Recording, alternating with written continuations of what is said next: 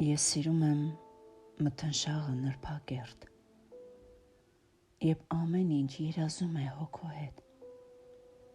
երբ ամեն ինչ խորհրդավոր ու խոհուն ցնորում է կապույտ մութի աշխարհում, չկա ոչ մի սահման դնող պայծառ շող, աղմուկի բեռ, մարդկային դեմք,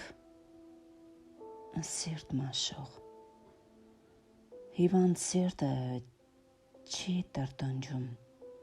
չի ցավում, որպես երազ մոռացումի անձավում, և թվում է, որ անեզր է ամեն ինչ,